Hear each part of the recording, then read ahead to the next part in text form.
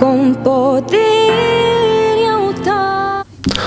Lunes, un lunes más, y lo hacemos como cada lunes sin fallar, porque cuando fallamos ponemos resúmenes y ponemos también ese espacio que yo creo que es muy interesante y muy importante, el despertarnos con Jesús, y lo hacemos con el pastor Alberto Ares. Pastor, ¿qué tal? Muy buenos días. Muy buenos días, David, ¿qué tal? Bien, gracias a Dios, pastor. ¿Cómo estás? ¿Bien? Bien, bien, de maravilla, gracias a Dios, con ganas, con ánimo, con alegría. Y muchas veces, y es que lo decimos siempre, nos quejamos de vicio. Tenemos agua, tenemos luz. Así, bueno, luz. Sí, bueno. Con los apagones estos últimamente. Con los apagones. Sí, ya lo ponemos en duda, ¿no? Sí, es verdad. Sí. Pero no, pero la verdad que somos unos privilegiados. Totalmente. Y nos quejamos muchas veces de vicio. Totalmente. Estaba estudiando en estos días los devocionales que hago todos los días, y estamos en medio de la parábola de los obreros de la viña, y vemos que unos de ellos como murmuraron, se quejaron porque recibieron no lo que pensaban, sí lo que Dios les había prometido, pero no lo que pensaban. Y yo decía, oye, pero qué cosas, ¿no? A veces nos quejamos por gusto, nos quejamos aún estando bendecidos, nos quejamos aún teniendo 1,5 millones de motivos para ser agradecidos. Y no nos podemos olvidar que la voluntad de Dios para nuestra vida, dice la Biblia, es que seamos agradecidos en todo. Eso es lo que Dios espera de nosotros. Amén. Que siempre tengamos un gracias en la boca, un qué bueno esto, gracias Dios, y que no nos quejemos tanto. Motivo para quejarnos siempre vamos a encontrar, pero Dios espera de nosotros que seamos agradecidos. Pero somos inconformistas por naturaleza, me refiero. Es decir, cuando ansiamos tener algo y ya lo tenemos, queremos otra cosa. Ahora quiero esto otro, y ahora quiero esto otro. Es decir, no nos conformamos con lo que tenemos. Porque nos han criado en el consumismo, en el siempre querer más. Y es verdad lo que tú dices. Y a mí me pasa, por ejemplo, con las cosas materiales, que quiero algo y lucho por tenerlo. Por ejemplo, qué sé yo, alguna herramienta. Sabes que yo me dedico, yo siempre tengo herramientas en el tema del aire acondicionado, y quiero una herramienta y la quiero y ahorro. Y cuando la compro, veo que eso no me produce ningún tipo de felicidad, pero aún así ya me enfoco en otra cosa. Ahora quiero esto, ahora quiero esta escalera, ahora quiero este taladro, ahora quiero... Y siempre como que queremos más, pero tenemos que ser realistas. Eso no nos llena, lo material no nos llena, y nos ponemos ansiosos, que hoy Dios mediante, si tenemos algo de tiempo hablaremos de las emociones. Nos ponemos ansiosos por tener cosas cuando ahí no está la felicidad. La felicidad está en conocer al Señor Jesucristo. Amén. Y otra de las cosas, antes de empezar con el culto, que yo sé que nos enrollamos, ¿no?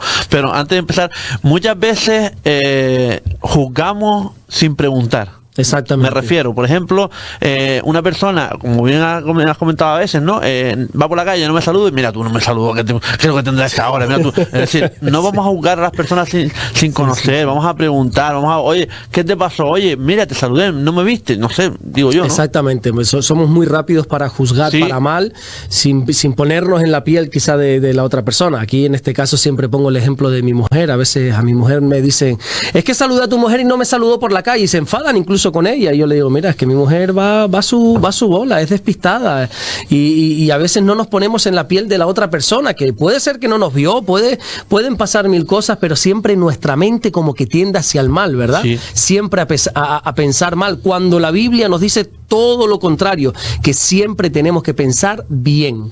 Bueno, pues vamos a comenzar, para no enrollarnos más, para que después podamos dar las preguntas pertinentes y las respuestas que dé el pastor.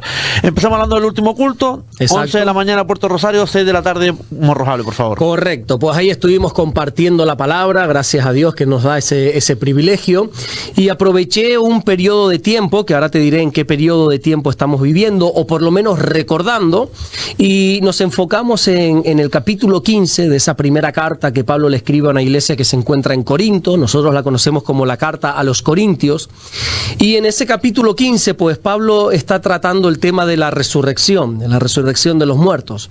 Parece ser que esta iglesia de Corinto, pues bueno, la Biblia nos la presenta como una iglesia que gracias a Dios, para la gloria de Dios, tenía dones espirituales. Dios le había dado como una gracia especial en cuanto a lo espiritual, en cuanto a los dones espirituales, pero tenían un defecto, y era que no sabían gestionar lo que Dios les estaba dando. Eran inmaduros en la fe, y Pablo tiene que tratar el tema de la inmadurez, el tema del pecado, a pesar de que ellos tenían esa gracia, vuelvo y repito, de los dones espirituales, no sabían tocar o tratar o gestionar ciertos temas de pecado, y Pablo tiene que mediar. Y resulta que, aparte de todo esto, había algunas personas que se habían inmiscuido en esta iglesia, en esta congregación, y les estaban enseñando una herejía, una falsa enseñanza, que trataba que decía que no había resurrección de los muertos. La gente le decía, bueno, está bien que tú creas en Jesús, que creas en Dios, pero sabes que cuando cierres tus ojos aquí se acabó todo. La vida se basa en esto que nosotros estamos viviendo, en este mundo, en esta esfera que nosotros estamos viviendo, cuando la Biblia dice lo contrario, ¿verdad? La Biblia habla de una eternidad. La Biblia nos habla de que cuando nosotros partamos de este mundo nos vamos a ir a esa eternidad, que nuestra mente limitada en la que vivimos, nosotros no entendemos en su totalidad qué significa la palabra eterno. Solo lo vamos a descubrir allí, ¿verdad? Algo que no tiene un principio, algo que no tiene un final, y es ahí donde viviremos. Algunos iremos a la eternidad juntamente con el Señor, aquellos que hemos creído en Jesús, y tristemente aquellos que no han creído en Jesús, pues pasarán la eternidad en el infierno, que es lo que la Biblia nos dice. Esas dos opciones. Y entonces Pablo les está diciendo, oye, asegúrense de que ustedes creen en la resurrección de la misma manera, dice Pablo, que Cristo resucitó de entre los muertos. Y Pablo se preocupa muchísimo en que la iglesia crea y entienda que Jesús ha resucitado de entre los muertos. Y dice cosas tan importantes como, por ejemplo, dice, oye, si Cristo no resucitó, vana entonces es nuestra predicación. Pablo dice, asegúrate bien de que Cristo ha resucitado entre los muertos, porque si no, lo que estamos predicando es inútil, es vano, es ridículo. Incluso dice, vana es nuestra fe. Así que yo le decía a la iglesia, oye, asegúrense bien que Cristo ha resucitado, que esto no es un mito, que esto no es una enseñanza oral que se ha ido transmitiendo generación tras generación, no es algo que quizá nos hayan enseñado nuestros ancestros y nos hayan dicho y nosotros hayamos asumido esa enseñanza sin cuestionarla. Y yo le decía, oye, ¿tú estás seguro que Cristo resucitó? Y la iglesia se quedaba como un poco descolocada, ¿no? Tanto la de Puerto Rosario como la de Morrojable, como diciendo, ¿cómo es posible que el pastor esté enseñando esto? Digo, no, yo no estoy enseñando ni que sí ni que no. Yo estoy diciendo, asegúrate de que Cristo ha resucitado, porque la Biblia dice que si no ha resucitado, nuestra fe es ridícula. Nuestra fe es vana. Incluso Pablo va un poco más allá y dice que si Cristo no ha resucitado, todavía nosotros estamos en nuestros pecados. Es decir, no hay una sangre de Jesús que nos haya limpiado. No hay un camino que se haya abierto que nosotros podamos ir al Padre. No hay una eternidad juntamente con Dios. Así que tenemos que tener claro que Jesús ha resucitado. Y hacía una pregunta que, claro, la gente quizá no se da cuenta, pero yo que estoy frente a todos, yo me doy cuenta cuando la audiencia está incómoda porque se empiezan a mover, empiezan a gesticular con la boca, con la cara, y yo me doy cuenta que está incómoda. Y yo les hice la pregunta, ¿y si Jesús no resucitó? ¿Te imaginas, David? ¿Y si todo es una historia inventada? ¿Y si realmente nunca hubo una resurrección? Y no tenemos que tener miedo a enfrentarnos a esta pregunta. Yo le decía a la gente y les recordaba... Yo creo, perdón que lo recuerde, pastor, yo creo que eso va en la fe de cada persona, ¿no? Digo, no sé. Claro, pero no es que vaya en la fe de cada persona como una enseñanza más. No, es la base de nuestra fe. La resurrección de Jesucristo es la base de nuestra fe. Pablo dice, si no hay resurrección, vana es nuestra fe. O sea, no es decir, bueno, yo creo en esto, yo creo en lo otro, o sea, cosas que podríamos decir que están como en los límites de nuestra fe, que están, no me sale una palabra que quiero decir ahora, o sea, que están alejadas del centro de nuestra fe. No. La resurrección es la base, el epicentro. Exactamente, de nuestra fe. Si no hay resurrección, no hay fe. Es ridícula nuestra fe. Entonces yo le decía a la gente, ¿y si todo es mentira? ¿Y si esto es una historia inventada? Y no tenemos miedo, no tenemos que tener miedo o sentirnos violentos a la hora de hacernos esta pregunta, porque Pablo es lo que trata en 1 Corintios capítulo 15. Todo el capítulo 15 es un monotema, es decir, solo se toca un tema, que es la resurrección. Y Pablo está dialogando con los corintios, oye, asegúrate bien de la resurrección, no tengas miedo. Entonces yo le decía a la gente, ¿y si Cristo no resucitó? Nosotros podemos afirmar a ciencia cierta, nosotros podemos afirmar 100% que Jesús existió, porque la historia dice que Jesús existió. Escritos extrabíblicos, escritos y autores que nada tienen que ver con el cristianismo, incluso opositores al cristianismo, sin embargo hablan de un hombre que se llamó Jesús y que hizo todo lo que la Biblia dice que hizo y que murió como la Biblia dice que murió por mano de los romanos. O sea, negar la existencia de Jesús sería algo ridículo, porque sería negar parte de la historia. pero de ahí a que resucitó es un punto y aparte. O sea, nosotros podemos decir, Jesús existió, Jesús murió, conforme a las Escrituras, como dice, crucificado por el Imperio Romano, pero de ahí a que resucitó. Y volví a repetir esa pregunta, ¿y si Jesús nunca resucitó? ¿Y si todo es mentira? Porque vamos a pensar, vamos a analizar, nos adentramos en esto, David. Claro, estoy pensándolo, digo, realmente la iglesia, ¿cómo tendría que verlo ese día? Porque claro, yo no pude ir, estaba en la feria de artesanía, ¿no? Pero ¿cómo lo tendría que ver Bueno, yo creo gente, ¿no? que Diciendo, el pastor se está tirando piedras contra su propio tejado, ¿no? Exacto, y no tenemos que tener miedo a afrontar este tipo de preguntas. Yo le decía a la iglesia, oye, recuerden que Dios nos ha hecho ovejas de su prado. No somos burros, como te decía, creo, la semana pasada o la anterior, los burros que nosotros los ilustramos como que no tienen capacidad de razonar, sino que son así, para adelante. No, somos ovejas de su prado. Podemos razonar. Dios nos ha dado capacidad de pensar, de imaginar, de razonar, de tener nuestras propias conclusiones. Entonces, no tengamos miedo a hacernos este tipo de preguntas. Claro, yo creo que la gran parte de la iglesia que me conoce perfectamente y que llevamos caminando juntos 15 años, saben hacia dónde yo estaba apuntando. Ellos saben que yo de la resurrección de Jesús no me muevo. Yo creo en la resurrección de Jesús a costa de mi propia vida. Antes me tienen que matar que yo negar que Jesús resucitó. Entonces, la gran parte de la iglesia no tenía miedo a esto porque sabía que yo iba a saber deshacer este nudo en el que yo mismo me estaba metiendo, ¿verdad? Pero había otros que quizá no me conocían tanto, gente incluso que nos visitaba por primera vez, o gente que de vez en cuando estaban como, uy, yo he venido a una iglesia cristiana donde se supone que se cree esto. Pero yo seguía enredándome más, seguía haciendo más nudos a esta cuerda, y decía, ¿de quién nos vamos a fiar? ¿De Pedro? O sea, vamos a ver, nosotros vamos a creer la historia de la resurrección por manos de un hombre como Pedro. De un hombre como Pedro que, acuérdate que Pedro lo había dejado todo por seguir a Jesús. Pedro había dejado tierra, familia, negocio. Pedro era pescador. El Señor le dijo, deja las redes y sígueme. O sea, de un hombre como Pedro que lo había dejado todo.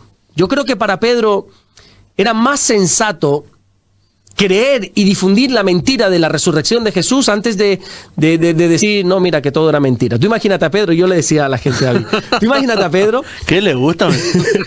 tener que regresar a Nazaret y decirle a su familia, toda la mentira. Pues mira, que al final este hombre no era el Mesías. O sea, tú imagínate la vergüenza que tendría que pasar Pedro, tener que reconocer el error. Entonces yo le decía a la iglesia, que vamos a fundamentar esta historia de la resurrección por boca de Pedro. No, Pedro tenía mucho más que perder. O sea, Pedro era el primero en que tenía que defender la resurrección.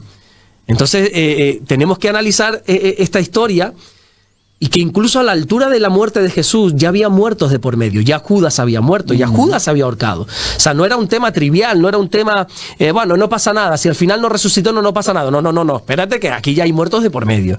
Espérate que aquí ya hay un país, hay una ciudad como Jerusalén que ya está partida en dos, los que creen, los que no creen. Entonces, nosotros tenemos que saber bien si Jesús resucitó o no, porque estamos basando toda nuestra vida en este acontecimiento.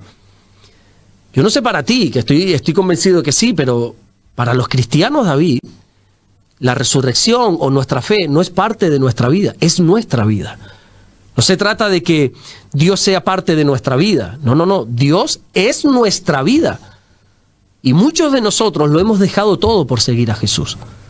Hemos dejado familia, hemos dejado tierra, hemos dejado bienestar, hemos dejado muchas cosas atrás por seguir a Jesús. Así que creo que deberíamos estar plenamente convencidos que la resurrección es real, o por el contrario, vana es nuestra fe, vana es nuestra predicación y aún estamos en nuestros pecados. Bueno, para empezar a deshacer todos estos nudos, te diré, como te decía antes, que yo creo ciegamente que Jesús resucitó. Y así hay pruebas que lo enseñan, así hay pruebas que nos demuestran la resurrección de Jesús. Hay un libro muy bueno, ahora no recuerdo su autor, Josh McDowell, si no me equivoco, que tiene un libro buenísimo, se lo recomiendo a todo el mundo, que se llama Evidencias que exigen un veredicto. Y él habla precisamente de esto, de cómo la resurrección se puede demostrar. La resurrección, hay unas pruebas que se pueden demostrar para hacernos creer, para que luego tú creas que es el Hijo de Dios o no. Eso sí es parte de tu fe, pero se puede demostrar que Jesús resucitó. Por ejemplo, se puede demostrar porque hay una tumba vacía. No hay un cuerpo que demuestre lo contrario, ¿verdad? Y todos somos inocentes hasta que se demuestre lo contrario, ¿verdad? Correcto. No hay un cuerpo, no hay un cadáver. En el cuerpo no hay delito. Exactamente. No hay un cuerpo que demuestre lo contrario. Claro, luego están los romanos o los judíos que se inventaron esa mentira, ese bulo. No, los discípulos robaron el cuerpo. Bueno, eso es una teoría, ¿verdad? Pero por lo menos no hay un cadáver que demuestre que Jesús no resucitó. Hay una tumba vacía. Tumba que yo he tenido el privilegio de visitar, de estar ahí en Israel, en Jerusalén. Yo he estado en ese jardín de la tumba y he entrado y la he visto vacía la tumba. Yo no he visto un cadáver ahí. Por eso, en nuestras iglesias, cuando vas, si hay alguna cruz, la cruz está vacía. ¿Por qué? Porque Jesús resucitó. Nosotros no tenemos esos Cristos colgados, crucificados en la cruz, porque creemos que Jesús ha resucitado. Entonces, hay una tumba vacía, una tumba que estaba custodiada por el Imperio Romano, que estaba sellada por el sello romano, que estaba bien guardada con una piedra de que pesaba toneladas, y aún así no había cuerpo. Aún así podemos decir que Jesús resucitó. Podemos decir también que Jesús resucitó y afirmar esto porque hubo un cambio en los discípulos. Aquellos discípulos que a la hora del arresto de Jesús salieron corriendo despavoridos, cobardemente salieron corriendo. Aquel Pedro que le prometió, que le juró al Señor, Señor, yo estaré contigo hasta la muerte. ¿Te acuerdas de ese pasaje? ¿Y dónde estaba Pedro cuando apresaron al Señor? Pedro salió corriendo.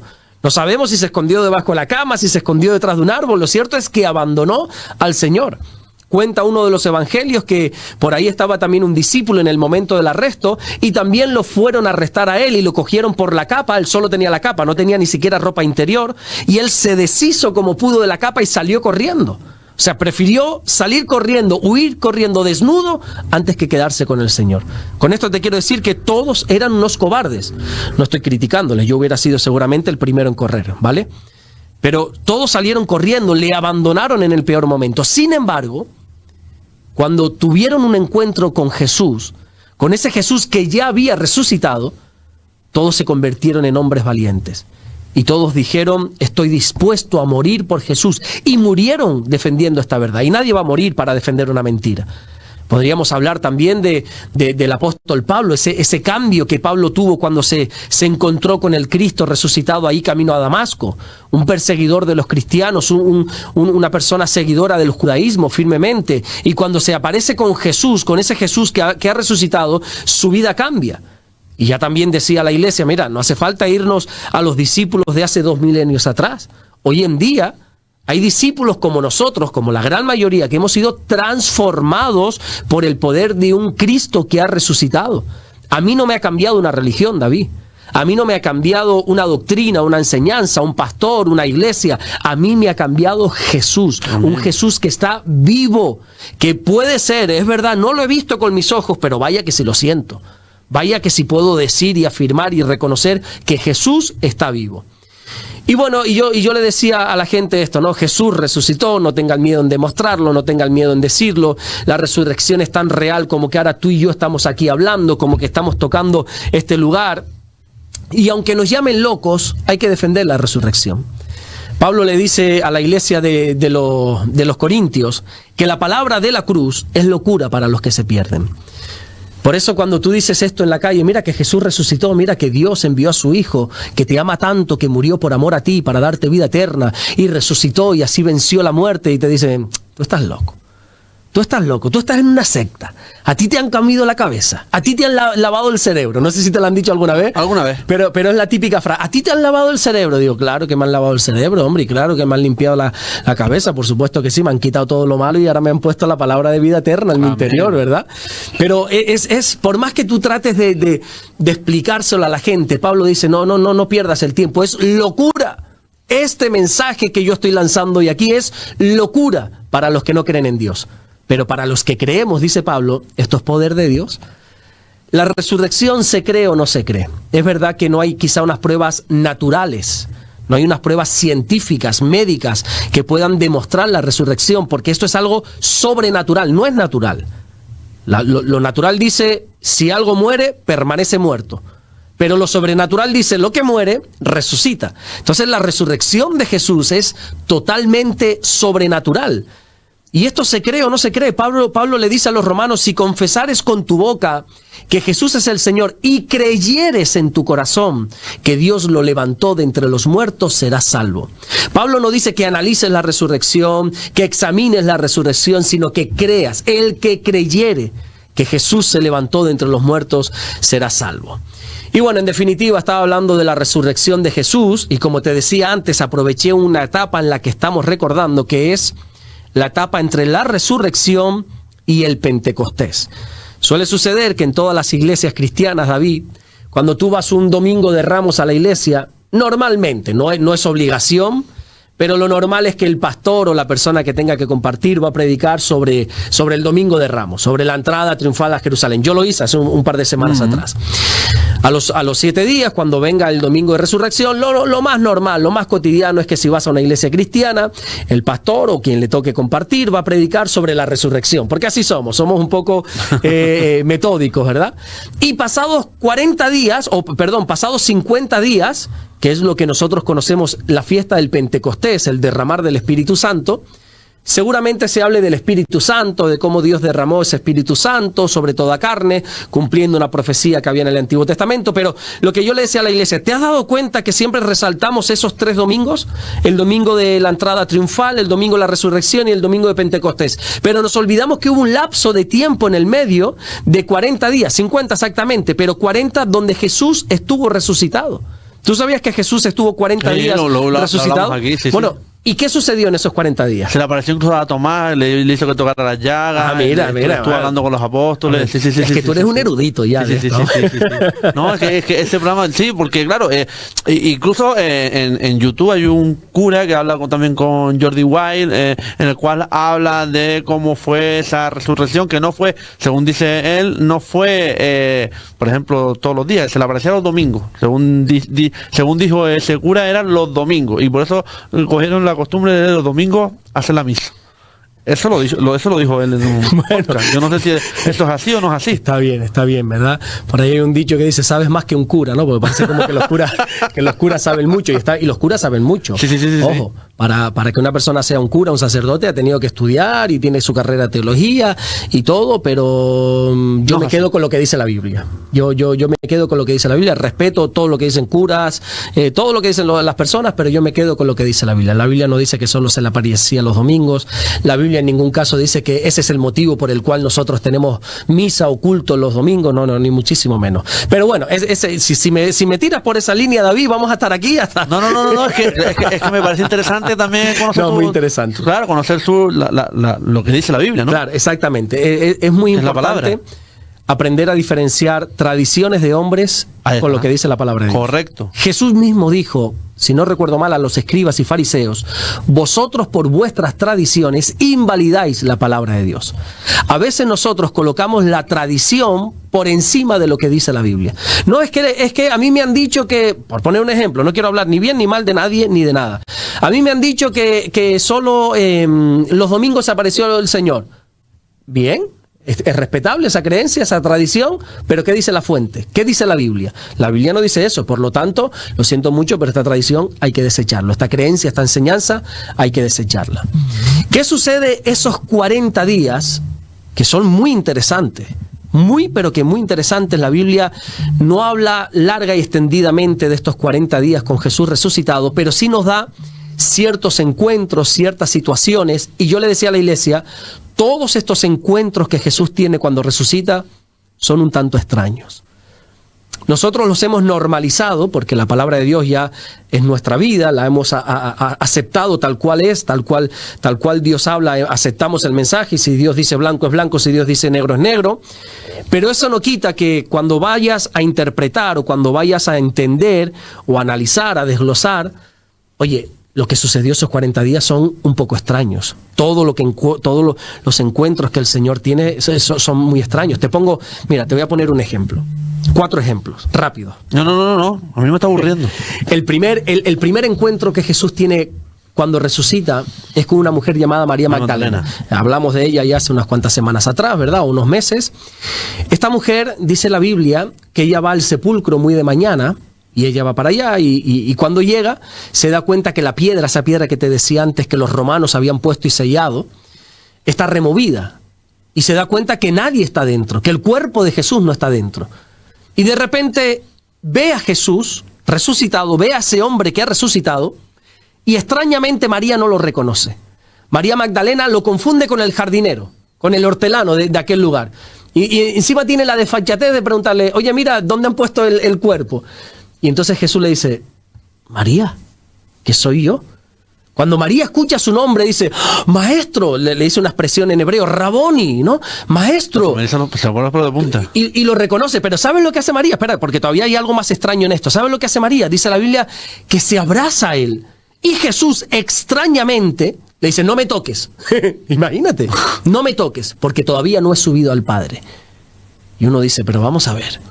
El Señor muere y el Señor resucita para que nos acerquemos a Él, para que tengamos vida eterna, y la primera persona que se encuentra con Él resucitado le dice, no me toques. No me toques. Claro, todo esto tiene una explicación muy bonita, muy hermosa, que si ya me meto en explicarte ya... No, puede hacerlo. Claro, porque bueno, me dio curiosidad. Bueno, realmente cuando nosotros leemos en nuestra Biblia, no me toques, aún no he subido al Padre, es una traducción que la Reina Valera, que es la Biblia más común, ¿verdad?, más cotidiana, su traducción no ha sido muy correcta. Realmente Jesús no le dijo, no me toques, como reprochando ese acercamiento de María, sino, no te aferres a mí. No te aferres, tranquila, que voy a estar aquí, ya he resucitado, o sea, no me retengas aquí. De hecho, el siguiente mensaje es, dile a los discípulos que me quiero reunir con ellos. ¿Vale? Por eso, ese no me toques parece como un despotismo. ¿Despotismo se dice? Sí, despotismo por parte del Señor. No, es un, no te aferres a mí, yo ya soy eterno, a ver si me entiendes, ya voy a estar aquí con ustedes, tranquila. Pero es extraño, ¿no? Esa conversación que primero María no lo reconoce y luego le dice no me toques, es extraño. De ahí Jesús, dice la Biblia, que se encuentra con dos discípulos, uno de ellos se llamaba Cleofas, que por cierto la mujer de Cleofas era una de las Marías que estaba a los pies de Jesús, de la cruz de Jesús. Y dice que este Cleofas y otro discípulo del cual la Biblia no da su nombre, no da más detalles, estaban como decepcionados, frustrados, porque decían, vaya hombre, con lo que habíamos creído en este hombre, y mira, ahora al final muere y ya, y se acaba todo, ¿no? Y viendo que las cosas se estaban poniendo feas en Jerusalén, estaba empezando a haber una cacería contra los cristianos por parte no solamente de los romanos, sino de los judíos, ellos deciden huir. Ellos dicen, no, aquí no pintamos nada, vámonos por nuestro bien, como te decía hace una semana atrás, sálvese quien pueda, vámonos de aquí. Y empiezan a caminar a una aldea que está como a 11 kilómetros de Jerusalén. La Biblia la llama la aldea de Maús, el camino de Maús. Y ahí están caminando esos dos discípulos y el Señor que ha resucitado se aparece entre ellos. Les dice, mis niños, ¿qué tal? ¿Cómo están? Bien, ¿y de qué hablan? Y entonces le dicen estos dos, no lo reconocen tampoco. Dicen, pero vamos a ver, tú que eres forastero, le dice a Jesús. Todo muy extraño. Tú que eres forastero, serás el único que no te has enterado de lo que ha pasado en Jerusalén, de cómo murió Jesús y cómo los romanos, y le empiezan a contar la historia y el Señor les dice, ay, qué insensatos son. Y empieza a compartirles las escrituras, desde Moisés, pasando por los profetas, hasta sus tiempos, y ellos seguían sin reconocer a Jesús. Cuando llegan a Emaús, Jesús le dice, bueno, yo sigo mi camino. No, quédate, por favor, le dicen, quédate a comer con nosotros. Y se queda, y dice, David, mira esto, qué interesante, que cuando se sientan a comer, el Señor, viendo que ellos no se dan cuenta quién es, se revela a ellos y les dice, soy yo. Soy Jesús que he resucitado. Y ellos cuando se dan cuenta de esto, el Señor desaparece. Y tú dices, pero ¿cómo que el Señor desaparece? No me dejes así, no me dejes intrigado, ¿no? Qué extraño. Bueno, espérate que ahí no queda la cosa. Dice la Biblia, vamos a... adelanto que no va a haber pregunta. ¿Cuánto vamos? No, pastor. Sí, continúe, de verdad, porque es muy emocionante. Y yo creo que las personas tienen que conocer todo esto. Sí, es muy interesante porque hay que analizar estos encuentros. De ahí el Señor, dice la Biblia, que se va a un lugar, a una habitación donde estaban reunidos 10 discípulos, no 12. 12 no, porque ya uno había muerto, y Tomás, como tú bien dijiste, pues, el incrédulo, a saber dónde estaba, estaría por ahí. No sabemos, lo que la Biblia no dice, nosotros no lo inventamos, así que había 10 discípulos en una habitación, y la Biblia aclara y reitera que estaban con puertas cerradas por miedo a los judíos. Ellos estaban en una habitación hermética, esos 10 discípulos ahí. No sabemos si estaban orando, cantando o simplemente intimidados, acobardados. Estaban con la puerta cerrada. Y milagrosamente y extrañamente, el Señor se aparece en medio de ellos. Atraviesa las paredes. Atraviesa el muro. No me digas cómo lo hace, pero, o sea, yo no sé si esto para ti es extraño, para mí es extraño. Sí, hombre, claro, que yo lo haya normalizado es un punto y aparte, pero es extraño, cuanto menos es extraño. Y no solamente eso, se aparece en medio de ellos, le dice, pasa a vosotros, y hace algo todavía más extraño, porque dice que les sopló. No les habló, no les impuso manos para orar, les sopló y soplándole les dijo, recibid el Espíritu Santo. O sea, una cosa de locos, una cosa muy extraña. Después desaparece el Señor, van corriendo, le cuentan a Tomás lo que acaba de pasar, no, yo no me lo creo, vuelve otra vez, ya estando Tomás ahí, el Señor vuelve otra vez a aparecerse con las puertas cerradas.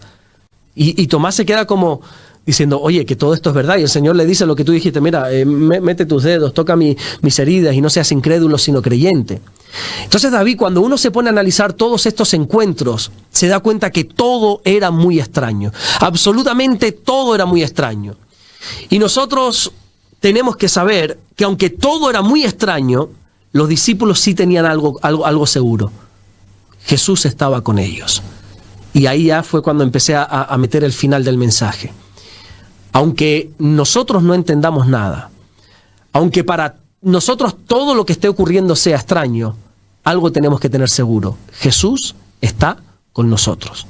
No entendemos nada, no comprendemos nada, todo se me ha ido de control, pero algo sí tengo claro, Jesús está al medio de nosotros.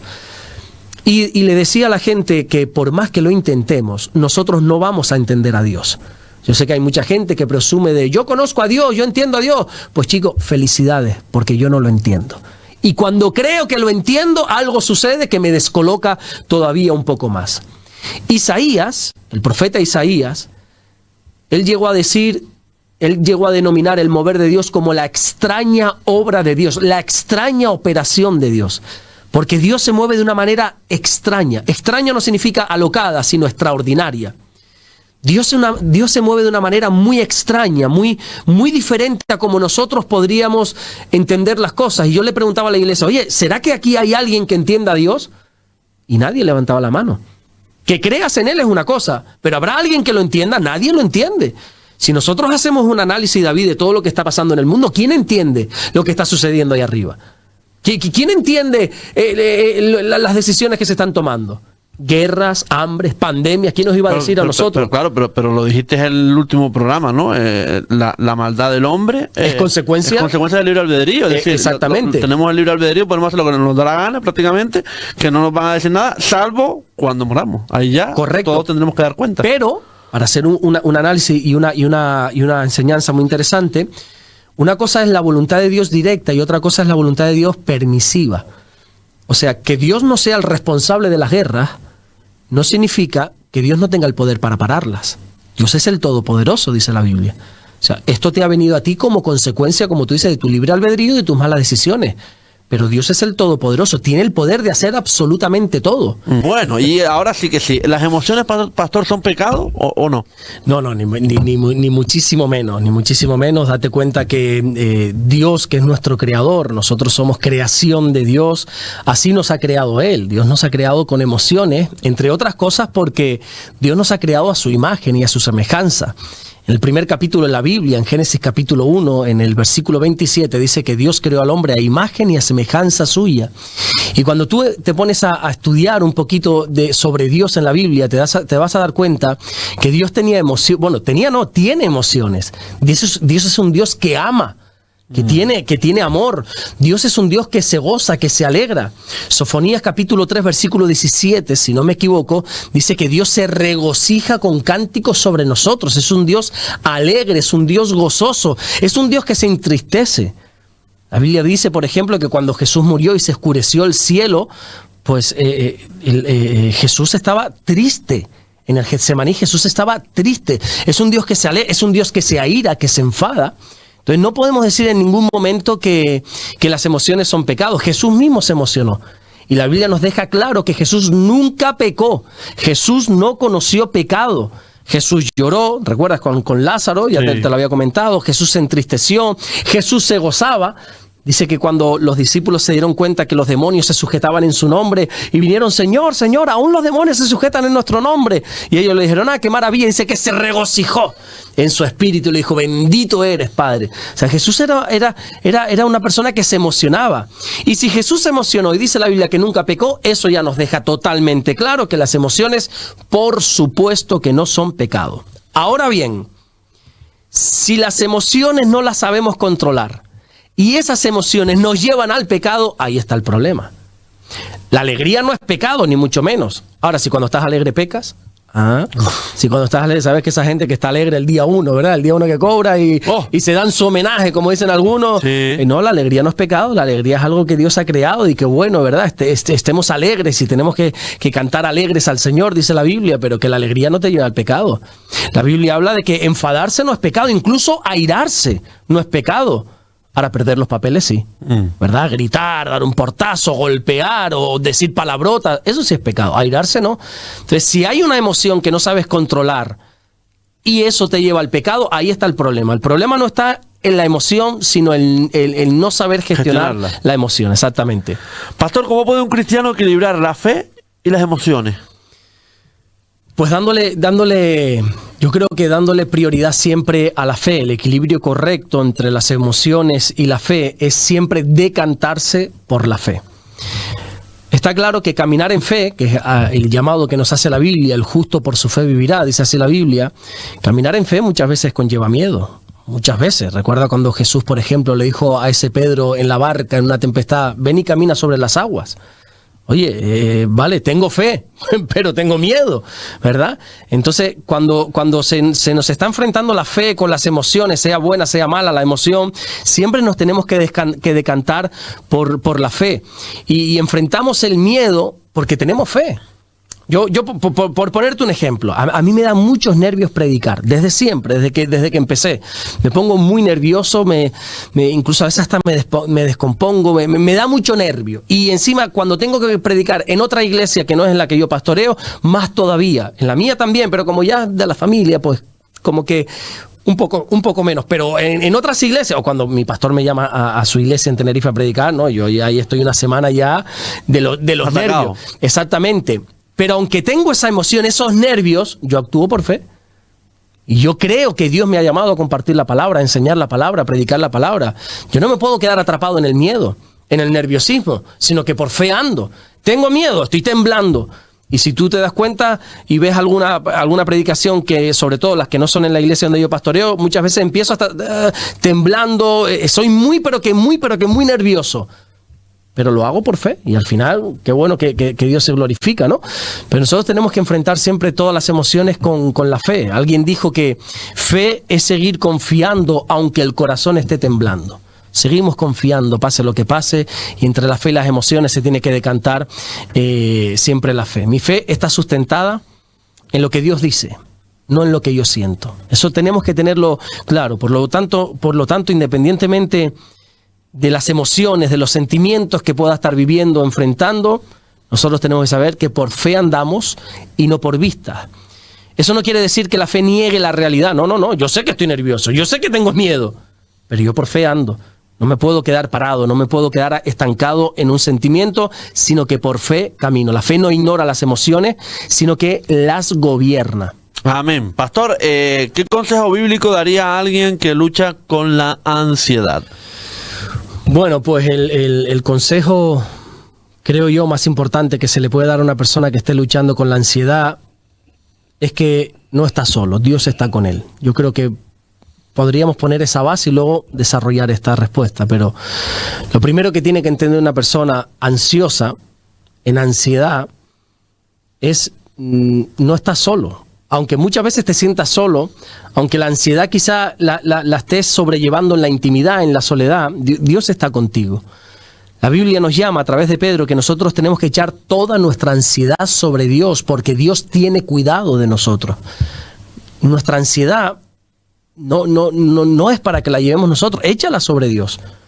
Cuéntale, ora a Dios y cuéntale qué es lo que te preocupa, qué te está quitando el sueño, qué es lo que te hace estar en ansiosa inquietud, qué es lo que te tiene en esa ansiedad que no te deja vivir.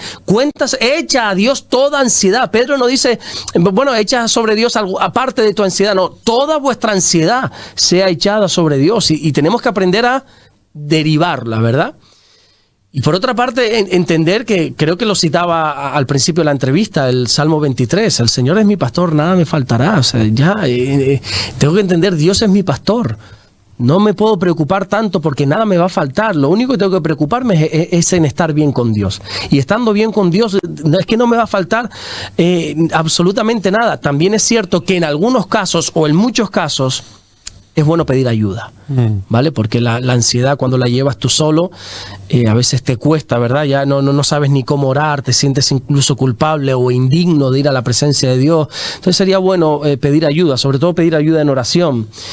La Biblia dice que si alguno está enfermo entre nosotros, tenemos que buscar a algún anciano entre la iglesia para que ore por nosotros. Oye, decirle al pastor, algún anciano de la iglesia, algún líder de la iglesia, mira, me está pasando esto, necesito ayuda en oración, incluso en profesionales también, no sé, yo nunca he acudido, desde que estoy en el Señor, nunca he acudido a un psicólogo, pero no digo ni muchísimo menos que esté mal. A veces es bueno también pedir ayuda, pero entendiendo que la ayuda y la sanidad va a venir por parte de Dios. Amén. Pastor, ¿es pecado sentir tristeza o sentir ira? No. Volvemos a lo mismo de antes. No es los sentimientos no son pecado, ni muchísimo menos la tristeza no es pecado, incluso la ira. Como te decía antes, si al final la ira o la tristeza te lleva a pecar, eso sí está mal. Dios no nos prohíbe sentir ira. La Biblia dice, airaos, pero no pequéis. Jesús mismo se airó en un momento. La Biblia nos enseña cómo hasta en 2 ocasiones, la gente piensa que es una, ¿no? Fueron 2 veces las que Jesús al llegar al templo se dio cuenta que allá había unos cuantos haciendo negocios dentro del templo, vendiendo palomas y haciendo un montón de cosas, los cambistas que se le llamaba, haciendo negocios, y Jesús dice que enfadado, airado, tumbó las mesas de los cambistas. Y dijo, ¿pero ustedes qué están haciendo aquí? Mi casa, la casa de mi padre, tiene que ser llamada casa de oración. ¿Qué es esto de hacer negocio con las cosas de Dios? Yo creo que hoy el Señor volcaría muchas mesas de mucha gente, ¿verdad? Que se hace llamar cristiana, gente ¿verdad que sí? Que incluso está haciendo negocio, ¿verdad? Y pensamos que eso lo aprueba Dios y Jesús hubiera llegado y hubiera volcado las mesas. ¿Pero qué están haciendo, hombre? La casa de mi padre tiene que ser conocida porque es una casa de oración, una casa donde se enseña la palabra de Dios, una casa donde se venga única y exclusivamente a tener un encuentro con el Dios vivo. Y Jesús se enfadó, mas no pecó. Se airó y no pecó. Y ese es el mensaje que él no transmite. La ira no es pecado. Pecar cuando estamos airados, sí.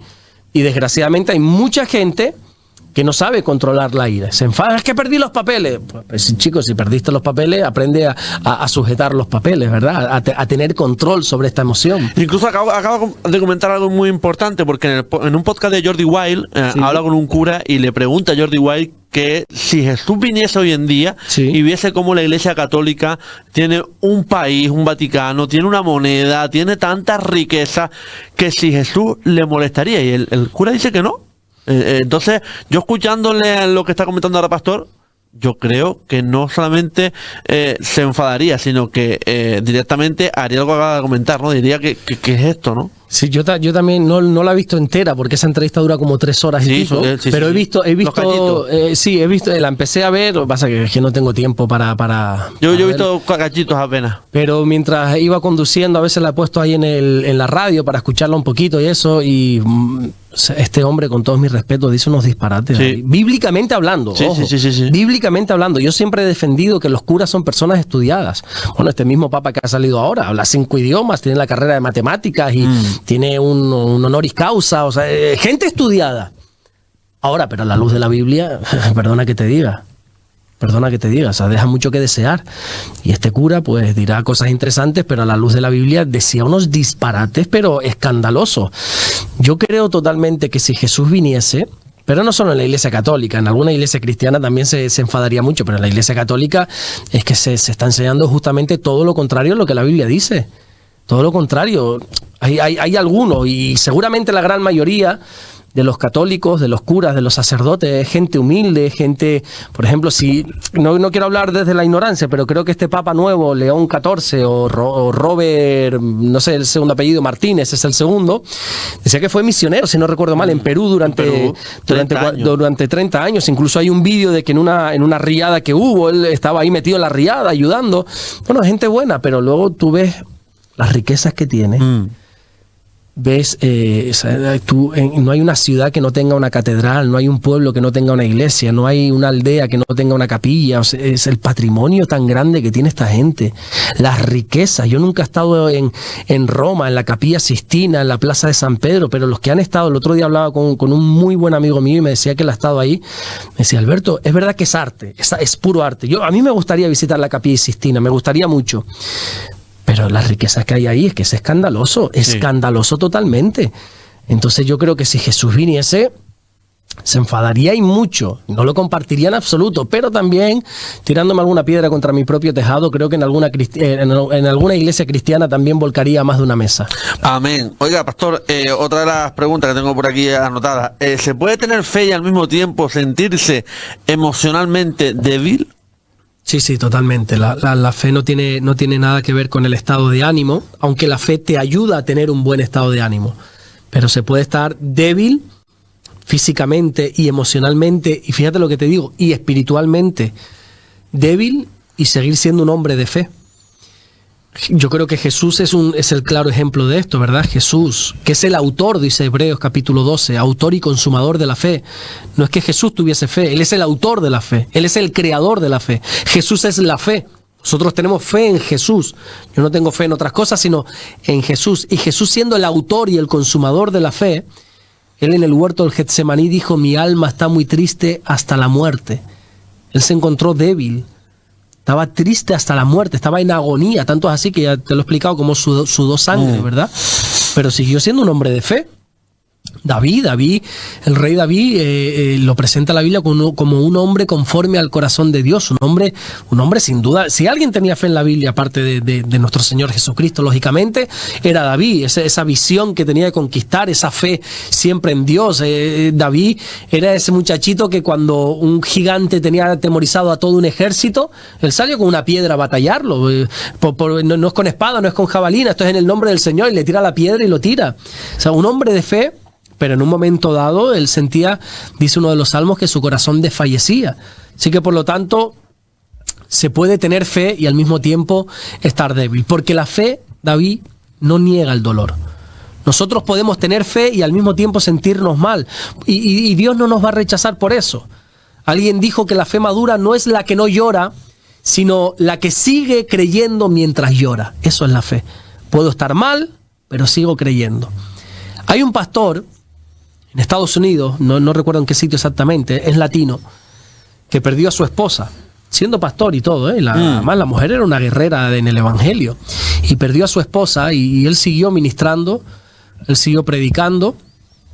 Desconozco si se tomó algunas semanas, me imagino, no lo sé, no te puedo decir porque no lo sé, pero sé que al tiempo le hicieron una entrevista y le dijeron, oye, ¿cómo es posible que toda tu vida con tu esposa, que la hayas perdido? Encima fue de una manera muy, muy difícil porque entró en una enfermedad, si no recuerdo mal, no sé si fue un cáncer, no fue, bueno, fue una enfermedad muy agónica de varios meses. Dice, oye, y sigues aquí al pie del cañón, sigues predicando, sigues haciendo todo lo que haces para el Señor. ¿Y qué pasa? Que tú no lloras, no estás triste. Dice, yo estoy roto por dentro, decía él. Yo estoy llorando todo el rato. Y mientras oro, lloro, decía él. Y mientras estoy comiendo, estoy llorando. Y mientras estoy predicando, más de una vez me sale una lágrima. Pero sigo teniendo fe y sigo sirviendo al Señor. Y mientras hago todas mis ocupaciones diarias, mi corazón está quebrado, estoy débil espiritualmente, pero sigo confiando en el Señor. Y eso es un ejemplo, ¿no?, que te quería poner, un ejemplo vivo de cómo se puede estar débil, pero tener fe. Hay veces que la vida, Dios y la vida nos pone situaciones muy difíciles, pruebas y muy difíciles y muy tristes. Perder a un ser querido, un divorcio, cosas muy difíciles, y nos derrumbamos, pero seguimos teniendo fe, porque el justo por fe caminará, no por vista, caminamos por fe. Amén. Pastor, ¿cómo define la Biblia un buen ser humano? Bueno, pues a lo mejor te hace gracia lo que dice la Biblia sobre un buen ser humano, porque dice la Biblia, no hay justo ni aún uno. No hay una sola persona buena sobre la faz de la tierra. Solo Dios. Solo Jesucristo es bueno. Alguien se acercó a Jesús y le dijo, maestro bueno. No recuerdo qué más, ¿qué haré para heredar la vida eterna? Creo que fue un joven rico. Y Jesús le dijo, ¿por qué me llamas bueno? Si no hay nadie bueno salvo uno, Dios. No hay nadie bueno, David. Por ahí tenemos que partir. ¿Por qué? Porque todos nacemos con algo que la Biblia denomina la carne, la vieja naturaleza, la naturaleza de pecado. Todos, como Pablo explica, que te decía ahora en Romanos capítulo 7, todos estamos vendidos a la ley del pecado. Pablo hace ahí una explicación impresionante en Romanos capítulo 7, porque dice, pero vamos a ver, si es que yo quiero hacer el bien y al final acabo haciendo el mal que no quiero, ¿cómo es posible? ¿No te ha pasado eso, que tú quieras hacer el bien y cuando menos te das cuenta dices, madre mía, la que he liado? ¿Qué hice? ¿Qué hice? ¿Qué hice? Por favor, ¿qué hice? Y Pablo le pasaba eso. ¿Cómo es posible que quiera hacer el bien y acabo haciendo el mal que detesto, que aborrezco? ¿Cómo es posible? Empieza a explicarlo y llega a la conclusión, dice, hasta que hallo esta ley, que el mal mora en mí. ¿Quién me librará de este cuerpo de muerte? Este cuerpo me está llevando preso a la ley, a la ley del pecado. Soy un esclavo del pecado, decía Pablo. En la carne estamos vendidos, por eso no hay nadie bueno. Pero cuando uno recibe a Jesús en su corazón, cuando uno cree en Jesús, dice la Biblia, que el Espíritu Santo empieza a morar en nosotros. Ese mismo Pablo que dijo, estoy vendido, no puedo, no valgo. Él le dijo después a los corintios, ¿o ignoráis que vuestro cuerpo es el templo del Espíritu Santo? Es verdad, tenemos un cuerpo, una naturaleza de pecado, pero ahora este cuerpo se ha convertido en el templo del Espíritu Santo. Y el Espíritu Santo produce un fruto en nosotros. Gálatas capítulo 5, versículo 22. Nos produce un fruto del amor, de la paz, de la benignidad, de la mansedumbre, de la templanza. Contra tales cosas no hay ley, dice Pablo. No somos buenos, Él es bueno. Yo creo que un ser humano bueno es el que ama a Dios y se deja usar por Dios. Porque si no, somos malos. Yo creo que sí, somos malos. Amén. Pastor, enseñanzas bíblicas más útiles para desarrollar empatía y compasión hacia los demás. Bueno, pues podríamos hablar en sí de toda la Biblia. La Biblia nos enseña a respetarnos, a amarnos. Hay unas reglas básicas, pero sobre todo yo creo que el segundo mandamiento es un claro ejemplo de esto. El segundo mandamiento, amarás a tu prójimo como a ti mismo. Está en la base de la empatía, el amor, el respeto, ¿verdad? Ser empático con el demás, ponerte en los pies del otro. La Biblia dice que la regla de oro, si no recuerdo mal está en Mateo 7, la regla de oro es trata a los demás como te gustaría que te tratasen a ti. Entonces, ¿cuál es una enseñanza bíblica? Pues la regla de oro, chicos, o sea, trata al prójimo como a ti te gustaría que te traten, tanto para lo bueno como para lo malo. Trata a los demás como quieres que te traten a ti. Jesús era empático con los demás. Jesús no era déspota, no era frío con los demás, él era cercano.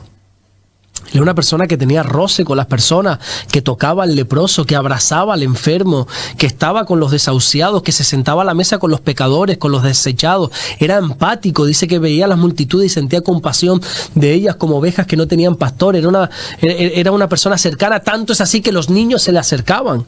Y tú sabes que nosotros sabemos fingir de las mismas maravillas, pero un niño no miente, ¿verdad? Por ahí hay un dicho que dice que los borrachos y los niños siempre dicen la verdad. Exactamente. ¿Verdad?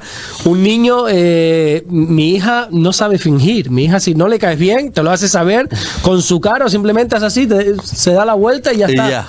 Nosotros no nos cae bien. ¿Qué tal? ¿Cómo estás, hermano? Dios te bendiga. Y por dentro diciendo, pero que Dios te bendiga lejos.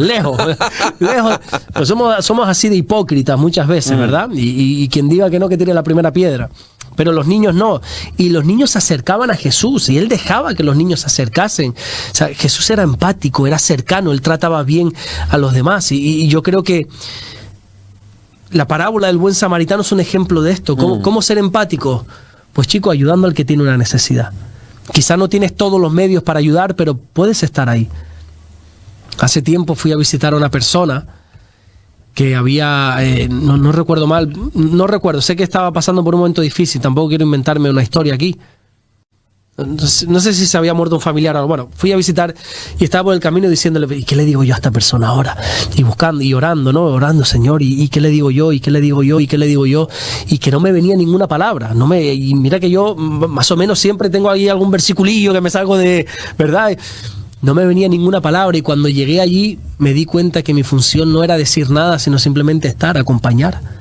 Y ahí entendí que Dios me llevó simplemente a estar. Y a veces ser empático simplemente es estar, llorar con el que llora, como dice la Biblia. Y el buen samaritano es el ejemplo, porque el buen samaritano es esa persona que pasa y ve a una persona necesitada en el camino y lo ayuda y lo recoge y le monta en su cabalgadura y lo sana y le cura y paga sus gastos y está a su lado y lo acompaña. Y eso es ser empático, la misericordia hacia los demás. Amén. Pastor, ¿cómo puede la lectura diaria de la Biblia, evidentemente, transformar nuestro carácter? Y no de la Biblia. Yo creo que una persona que lee es una persona que tiene un carácter, que se le imprime un carácter. Ahora bien, si ya leemos la Biblia, ya es el colmo de los colmos, ya son la gran maravilla, ¿verdad? Una persona que lee la Biblia, su vida es transformada por completo. Ahora desgloso esto, pero hay que leerla con la revelación del Espíritu Santo. Mucha gente que la lee, que no tiene esa revelación, y que no entiende, y se la puede leer 80 millones de veces que no entiende. Por eso digo, hay que leerla bajo la revelación de Dios. La palabra de Dios dice que es viva, es eficaz. Alguien dijo en el pasado, hay un autor de hace siglos que dijo que la Biblia es el único libro que tú puedes leer que siempre su autor está presente a tu lado. Muy bonito eso. Tú puedes leer un libro, y yo me leo muchos libros de autores que, bueno, o que todavía están vivos o que ya han muerto, y te lo lees y una historia más. No, la Biblia no es una historia más. La Biblia es el libro de los libros. La Biblia es viva, es eficaz. La Biblia tiene el poder de transformarnos de dentro hacia afuera. La Biblia, cuando es lanzada, cuando es predicada, cuando es leída, tiene el poder de sanarnos, de sacarnos de toda ruina, dice la Biblia. Salmo 119, versículo 9 dice: ¿con qué limpiará el joven su camino? Con guardar la palabra. Cuando nosotros guardamos, la leemos, la Biblia nos ayuda a no pecarnos, por lo menos nos ayuda a no pecar. Dios le dijo a Josué: nunca se apartará de tu boca este libro de la ley, sino que de día y de noche meditarás en él, para que guardes y hagas conforme a todo lo que en él está escrito, porque entonces harás prosperar tu camino y todo te saldrá bien. Fíjate si te cambia leer la Biblia. Cuando este libro lo tienes todo el día en tu boca, meditando día y noche, hablándolo, harás prosperar tu camino y todo te saldrá bien. Porque la Biblia es una lámpara que nos alumbra en medio de esta generación perversa y maligna, dice Pablo, si no recuerdo mal, a los filipenses. En un mundo oscuro necesitamos una lámpara, y en este caso es la Biblia. Y cuando tú la lees todos los días, Jesús dijo en Juan capítulo 17, ya vosotros estáis limpios por la palabra que os he hablado. La Biblia nos limpia. Cada vez que la leemos, David, nos santifica. La Biblia es como un espejo que tú vas, la lees y te reflejas y te ayuda a limpiarte, te ayuda a purificarte, te ayuda a santificarte. El espíritu de la Biblia, el Espíritu Santo, es el espíritu que te transforma. Por eso yo te decía hace un par de semanas, tienes que leerla todos los días. Y de aquí animo a todos los que nos escuchan: lean la Biblia. Es que no la entiendo. Aunque no la entiendas, léela, porque eso es alimento para tu alma. Es como la comida que no te gusta, que aunque no te guste, te está nutriendo. Tú lee la Biblia, que el Espíritu de Dios te va a ir instruyendo, te va a ir enseñando, pero léela todos los días.